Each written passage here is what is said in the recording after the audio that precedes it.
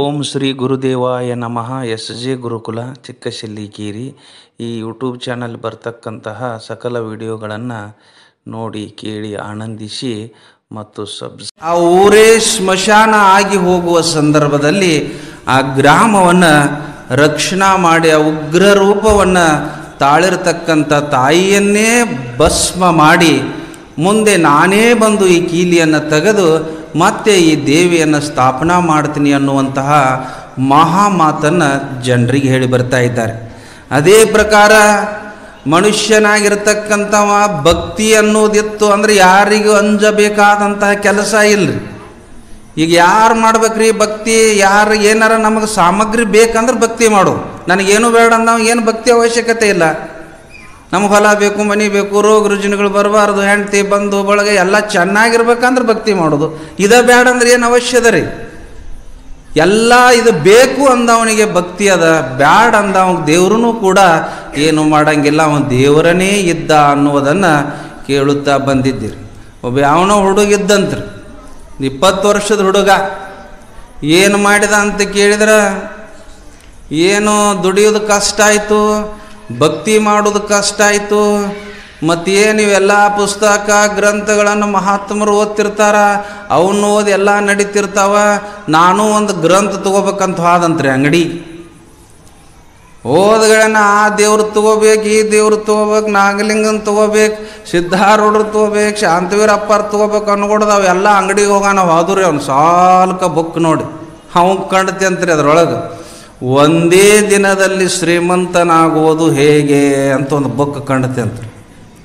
ಒಂದೇ ದಿನದಲ್ಲಿ ಶ್ರೀಮಂತನಾಗುವುದು ಹೇಗೆ ಅಂತ ಇತ್ತಂತ್ರಿ.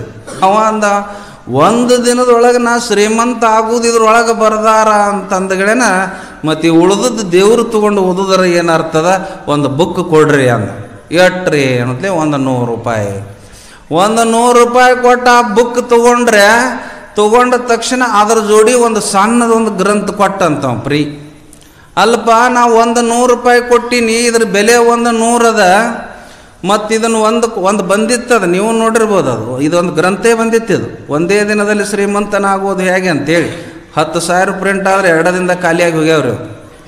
ಅನ್ನೋದ್ಲೆ ಅವ್ರು 2ನೇ ಸಲ ಒಂದು ಪ್ರಿಂಟ್ ಹಾಕಿದ್ರತ್ರಿ. ಅದ್ರ ಜೋಡಿ ಅದು ಒಂದ್ರ ಜೋಡಿ ಒಂದು ಫ್ರೀ ಕೊಟ್ರಿ. ಅವ್ನು ಒಂದು ಅಲ್ಲೋ ನಾನು 100 ಕೊಟ್ಟಿನಿ, ಒಂದ ಕೊಡು, ಇದೊಂದು ಯಾಕೆ ಫ್ರೀ ಕೊಟ್ಟಿ ಅಂದಗಳೇ, ಅದು ನೋಡ್ರಿ ಅದ್ರ ಜೋಡಿ ಅದು ಫ್ರೀ ಓದ್ರಿ ಅನ್ನೋದ್ಲೆ ಅದನ್ನು ದೊಡ್ಡ ಬುಕ್ ಇಟ್ಟು ಅದನ್ನು ಸಾಣ ತೊಗೊಂಡಂತ್ರಿ. ಮ್ಯಾಲೆ ಸಾಣ ತೊಗೊಂಡು ನೋಡಿದ, ಅದರ ಮ್ಯಾಲೆ ಬರ್ದಿತ್ತತ್ರಿ ಏನು ಅಂದರೆ, ಇದು ಒಂದೇ ದಿನದಲ್ಲಿ ಶ್ರೀಮಂತನಾಗೋದು ಹೇಗೆ, ಇದೊಂದು ದೊಡ್ಡ ಬುಕ್ ರೀ. ಅದು ಸಾಣದೊಂದು ಫ್ರೀ ಕೊಟ್ಟಿದ್ರಂತ್ರಿ. ಅದು ಏನು ಟೈಟಲ್ ಇತ್ತು ಅಂತ ಕೇಳಿದರೆ, ಜೈಲಿನಲ್ಲಿ ಕಾಲ ಕಳೆಯೋದು ಹೇಗೆ ಅಂತ ಕೊಟ್ಟಿದ್ರಂತ. ಏನು ಮಾಡೋರು ತಗೋ. ಮತ್ತು ಒಂದದಿಂದ ಶ್ರೀಮಂತರ ಆಗ್ಬೇಕಂದ್ರೆ ಏನು ಮಾಡ್ಬೇಕ್ರಿ? ಯಾರ್ದಾರ ಮನೆ ಕಳ್ಳತನ ಮಾಡ್ಬೇಕು, ಏನಾರ ಕಳ್ಳತನ ಮಾಡ್ಬೇಕು, ಏನಾರ ದರೋಡೆ ಮಾಡ್ಬೇಕು. ಇದನ್ನು ಬಿಟ್ರಿ ಏನದ? ಇದನ್ನು ದರೋಡೆ ಮಾಡಿ ಕಳ್ಳತನ ಮಾಡಿ ಸಿಕ್ಕಂದ್ರೆ ಎಲ್ಲಿ ಹೋಗ್ಕಂಡ್ರಿ? ಜೈಲಿನಲ್ಲಿ ಕಾಲ ಕಳೆಯೋದು ಹೇಗೆ ಅಂತ ಎರಡು ಕೊಡುವೆ ಅಂದ್ರತ್ತ. ಅವನಂತ 2 ಬಿಡಪ್ಪ, ಇವ್ ನೋಡು ಒಂದು ನಾಗಲಿಂಗೇಶ್ವರ ಗ್ರಂಥ ಕೊಡು ತೊಗೊಂಡು ಹೋಗ್ತೀನಿ ಅನ್ನತ್. ಅಂದ್ರೆ ನಾವು ಏನಾರ ಶ್ರಮ ಇಲ್ಲದೆ ಏನಾರ ಸಂಪಾದನೆ ಮಾಡ್ತೀನಿ ಅಂದ್ರೆ ಅದು ಪ್ರಯೋಜನ ಆಗಂಗಿಲ್ಲ. ಭಕ್ತಿ ಅನ್ನತಕ್ಕಂಥದ್ದು ಏನು ಮಾಡ್ತದಂದ್ರೆ ಎಲ್ಲದಕ್ಕೂ ಮೂಲ ಕಾರಣ ಅದು.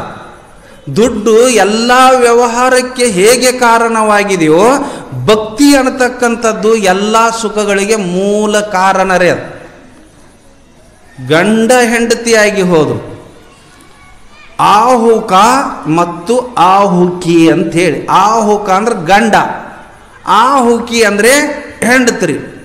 ಇವರು ಬೇಡರ ದಂಪತಿಗಳಿವು, ಬೇಡ ದಂಪತಿಗಳಿವು.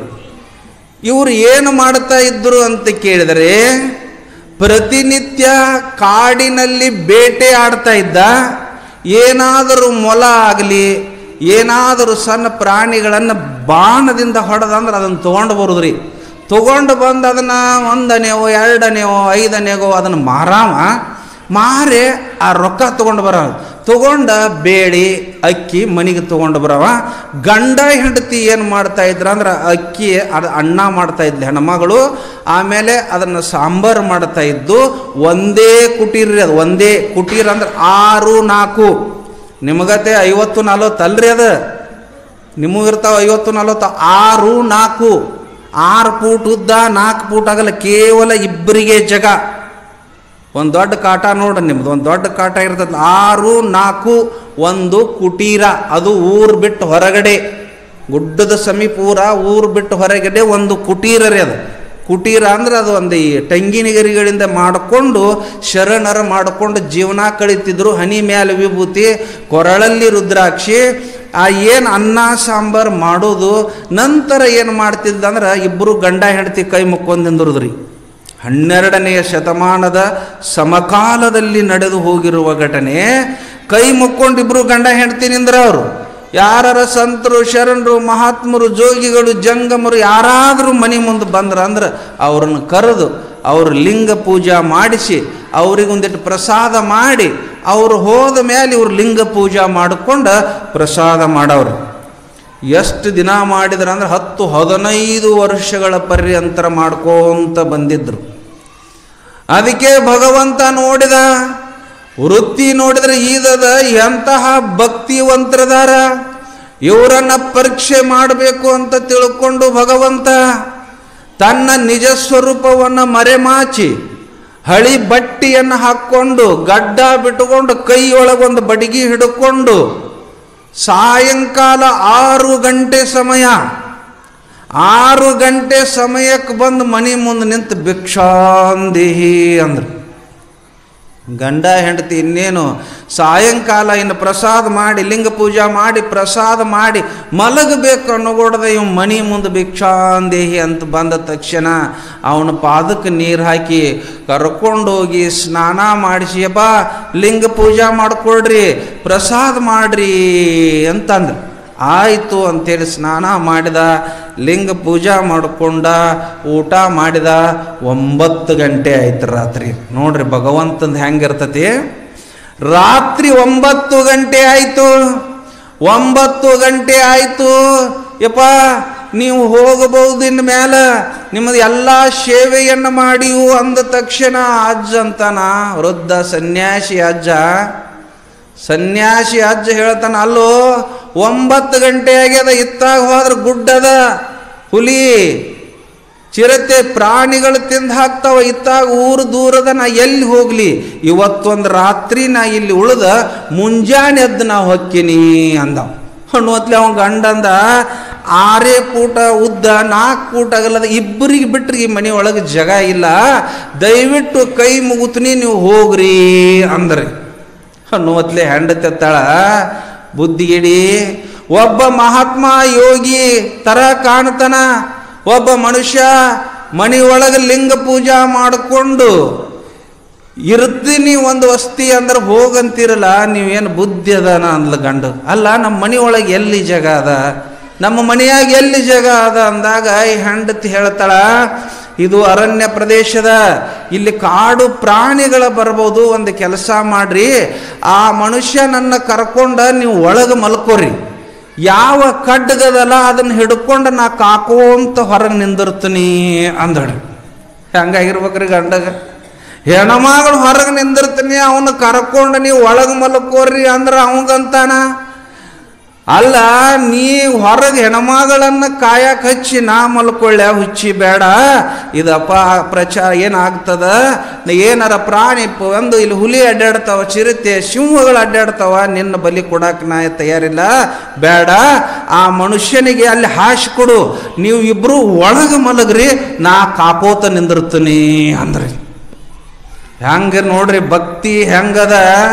ಹೊರಗೆ ನಿಂತರು 12 ಗಂಟೆ ಆಯಿತು. ಒಳಗೆ ಮಲಿರ್ತಿರತಕ್ಕಂತಹ ಯೋಗಿ ಅಂತಾನ, ಅವನ ಚಿತ್ತ ನಿಜವಾಗಿಯೂ ಕಾಡು ಪ್ರಾಣಿಗಳು ಬಂದ್ರೆ ಹೊಡೆದು ಕೊಲ್ಲಬೇಕನ್ನೋದಾಯ್ತು, ಒಳಗೆ ಏನು ಮಾಡಾಕತ್ಯಾನ ಅನ್ನೋ ಚಿತ್ತದ ಪರೀಕ್ಷೆ ಮಾಡಬೇಕು ಅಂತ ತಿಳ್ಕೊಂಡು ಅಲ್ಲೇ ಮಲ್ಕೊಂಡು ಏನು ಮಾಡಿದ ಅಂದ್ರೆ ಒಂದು ಚಿರತೆ ಬರುವಂಗೆ ಮಾಡಿಬಿಟ್ರಿ. ಇಷ್ಟ ಮಾಡಿದ, ಚಿರತೆ ಬಂದ ತಕ್ಷಣ ಅವು ಖಡ್ಗ ಹಿಡ್ಕೊಂಡು ನಿಂತಿದ್ದ, ಆ ಚಿರತೆಯ ಜೊತೆ ತೆಕ್ಕಿ ಬಿದ್ದು 5 ನಿಮಿಷ 10 ನಿಮಿಷ 15 ನಿಮಿಷ ಅದ್ರ ಜೋಡಿ ಹೋರಾಟ ಮಾಡಿ ಮಾಡಿ ಮಾಡಿ ಚಿರತೆ ಕೈಯಾಗ ಸಿಕ್ಕರೆ ಯಾರು ಉಳಿಯಂಗಿಲ್ರಿ. ಉಳಿದದ ಪ್ರಾಣಿ ಕೈಯಾಗ ಸಿಕ್ಕರೆ ಬದುಕು. ಚಿರತೆ ಇಲ್ಲೇ ಹಿಡಿದು ಬಿಡ್ತದ ಫಸ್ಟಿಗೆ. 1 ತಾಸುಗಳ ಪರ್ಯಂತರ ಹೋರಾಟ ಮಾಡಿ ಮಾಡಿ ಮಾಡಿ ಏನಾಗ್ತದ ಅಂದ್ರೆ ಅವನ ಖಡ್ಗ ಕೆಳಗೆ ಬೀಳುತ್ತದ, ಆ ಮನುಷ್ಯನನ್ನು ತಿಂದು ಬಿಡುತ್ತದ. ಅಲ್ಲಿ ಎಲ್ಲೆಲ್ಲಿ ಕಡ್ದಾಡಿರ್ತೈತಿ, ರಕ್ತ ಬಿದ್ದಿರ್ತದ, ಮಾಂಸ ಬಿದ್ದಿರ್ತದ, ಮುಂದಕತ ಹೋಗಿ ಅವನ ಶರೀರ ಬಿದ್ದಿರ್ತದ, ಅದು ಹೋಗಿಬಿಡ್ತದ ಚಿರತೆ. ಎಷ್ಟು ಮುಗೀತದ? 4 ಗಂಟೆ ಆಯಿತು. 4 ಗಂಟೆಗೆ ಹೆಣ್ಮಗಳು ಎದ್ದು ದೀಪ ಹಚ್ಚಿದ್ಲು. ಕಸ ಹೊಡೆಯಾಕಂತ ಬಂದು ಗಂಡ ಇಲ್ಲ. ಗಂಡ ಇಲ್ದಂಗಾಗನ ನೋಡಿದ್ದು, ಹುಡುಕ್ಯಾಡಿದ್ದು, ಮುಂದಕತ ಹೋಗನ ಪ್ರಾಣಿ ಕಡ್ದು ಕತ್ತರಿಸಿ ಹಾಕಿ ಬಿಟ್ಟಿತ್ತು. ಎಲ್ಲ ಕಸ ಹೊಡೆದು ನೀರು ಹೊಡೆದು ಒಂದು ಚಾಪಿ ತಗೊಂಡು ಆ ಗಂಡನ ದೇಹವನ್ನು ಚಾಪಿ ಒಳಗೇನೆ ಸುತ್ತಿ ಒತ್ತಟ್ಟಿಟ್ಟು ಬಂದು ಸ್ನಾನ ಮಾಡಿ 5:05 ಆಗ್ತದ. ಅವ್ರಿಗೆ ಹೇಳ್ರಿ ಗುರುಗಳ, ಹೇಳ್ರಿ ನೀವು ಸ್ನಾನ ಮಾಡ್ರಿ, ಪೂಜೆ ಮಾಡ್ರಿ ಅಂತಂದಾಗ ಎದ್ದು ಸ್ನಾನ ಮಾಡಿದ. ಲಿಂಗ ಪೂಜೆ ಮಾಡಿಕೊಂಡ. ಒಂದಿಷ್ಟು ಪ್ರಸಾದ ಮಾಡಿದ್ದು. ಯಪ್ಪ ಇದನ್ನು ನೀವು ಪ್ರಸಾದ ತಗೊಂಡು ಹೋಗ್ರಿ ಅಂದ ತಕ್ಷಣ ಅವ ಅಂದ, ನಿನ್ನ ಗಾಂಡ ಎಲ್ಲಿ ಹೋಗ್ಯಾನವ ಅಂದ್ರೆ. ಯಪ್ಪ ನನ್ನ ಗಂಡ ಎಲ್ಲರ ಹೋಗಲ್ಲಕ್ಕ, ಅವನು ಬರ್ತಾನೆ, ಬೇಟೆ ಆಡ್ತಿರ್ತಾನ, ಅವನು ಚಿಂತೆ ಮಾಡಬೇಡ್ರಿ, ನೀವು ಪ್ರಸಾದ ತಗೊಂಡು ಹೋಗ್ರಿ, ನೀವು ಪ್ರಸಾದ ತಗೊಂಡು ಹೋಗ್ರಿ ಅಂತಂದಾಗ, ಇಲ್ಲ ನಿನ್ನ ಗಂಡ ಬರ್ಲಾರ್ದ ನಾವು ಉಣ್ಣಂಗಿಲ್ಲ ಅಂದ. ನಿನ್ನ ಗಂಡ ಬರ್ಲಾರ್ದ ಉಣ್ಣಂಗಿಲ್ಲ ಅಂದಾಗ ಆಕೆ ಹೇಳ್ತಾಳೆಪ್ಪ, ಅತಿಥಿ ದೇವೋ ಭವ ಅದ, ನೀವು ಮೊದಲು ಉಣ್ರಿ, ಲಿಂಗ ಪೂಜೆ ಆಗ್ಯದ, ಉಂಡು ನೀವು ಹೋಗ್ರಿ, ಊಟ ಮಾಡ್ರಿ, ನನ್ನ ಗಂಡನ ಕರುತೀನಿ ಅಂದ್ಲಕ್ಕೆ. ಬೇಡ ನೋಡ್ರಿ, ಅತಿಥಿಗಳಿಗೆ ಅನ್ನ ನೀಡಿ ಈ ಸುದ್ದಿ ಮುಟ್ಟಿದ್ರೆ ಇವ್ರು ಊಟ ಬಿಟ್ಟುಗಿಟ್ಟಾರ ಅಂತ ತಿಳ್ಕೊಂಡೆಪ್ಪ, ನೀವು ಮೊದಲು ಉಣ್ರಿ, ನನ್ನ ಗಂಡನ ಕರುತೀನಿ ಅಂತಂದಾಗ ಅವ್ರು ಸಿಟ್ಟಿಗಾದ್ರೆ, ನಿನ್ನ ಗಂಡ ಬರಲಾರ್ದ ಉಣ್ಣೋದಿಲ್ಲ ಅಂದ್ರೂ ಕೂಡ ನನಗೆ ಉಣ್ಣಂತೀಯ ಅಂತ ಸಿಟ್ಟಿಗೆ ಎದ್ದು ಅತ್ತಾಗಿತ್ತ, ಎಲ್ಲದನ ಅಂತೇಳಿ ಹುಡ್ಡಿಕ್ಯಾಡ ಹೊಡೆದ ಬೆಳಕಾಗಿತ್ತು. ಒಂದು ಚಾಪಿ ಒಳಗೆ ಸುತ್ತಿದ್ದಿಡ್ರಿ. ಹೋಗಿ ಹೇಳ್ತಾಳ, ಇಂತಹ ಮಹಾನ್ ದುಃಖವನ್ನು ನಿನ್ನ ಹೃದಯದೊಳಗೆ ಇಟ್ಟುಕೊಂಡು ನನಗೆ ಸ್ನಾನ ಮಾಡಿಸಿ ಆ ಲಿಂಗ ಪೂಜಾ ಮಾಡಿಸಿ ಊಟ ಮಾಡಂತಲ್ವಾ, ನಿಮ್ಮ ಅಮರವಾಗಿರತಕ್ಕಂತಹ ಭಕ್ತಿಗೆ ನಾನು ಮೆಚ್ಚಿನಿ ಅಂತ ತಿಳ್ಕೊಂಡು, ನಾನು ಬೇರೆ ಯಾರೂ ಅಲ್ಲ, ನಿಮ್ಮನ್ನು ಪರೀಕ್ಷೆ ಮಾಡಲು ನೀವು ದಿನನಿತ್ಯ ಯಾವ ಲಿಂಗವನ್ನು ಪೂಜಾ ಮಾಡ್ತಾ ಇದ್ದಿರಲ್ಲ, ಆ ಲಿಂಗದೊಳಗಿರುವ ಶಿವನೇ ನಾನು ಅಂತ ನಿಜ ಸ್ವರೂಪವನ್ನು ತೋರಿಸ್ತಾ ಇದ್ದ. ಆವಾಗ ತನ್ನ ಕಮಂಡಲದೊಳಗಿರತಂಥ ನೀರನ್ನು ಗೊಜ್ಜಿ ಅವನನ್ನು ಬದುಕಿಸಿ ಅವರಿಗೆ ಮುಂದೆ ಏನು ಮಾಡ್ತಾನಂದ್ರೆ ಆಶೀರ್ವಾದವನ್ನು ಮಾಡ್ತಾ ಇದ್ದಾನೆ. ಇದು ಒಂದು ಜನ್ಮ, ಇದರೊಳಗೆ ನಿಮ್ಮದು ಹೋಗ್ತದಪ್ಪ, ಮುಂದಿನ ಜನ್ಮದಲ್ಲಿ ನೀನು ಮಹಾರಾಜ ಆಗುತ್ತಿ, ಈಕಿ ಮಹಾರಾಣಿ ಆಗ್ತಾಳ. ಯಾರು ಅಂತ ಕೇಳಿದ್ರೆ ಅವರೇ ಮರು ಜನ್ಮದಲ್ಲಿ ನಳ ದಮಯಂತಿ ಅಂತೇಳಿ ಮಹಾರಾಜ ಮತ್ತು ಮಹಾರಾಣಿಯರು ಹುಟ್ಟಿ ಬಂದರು ಅಂತ ಬರ್ತದ. ಅದಕ್ಕೆ ಶ್ರೇಷ್ಠವಾಗಿರುವಂತಹ ಕಥೆಯನ್ನು ಕೇಳುತ್ತಾ ಬಂದಿದ್ದೀರಿ. ಜಗದ್ಗುರು ನಾಗಲಿಂಗ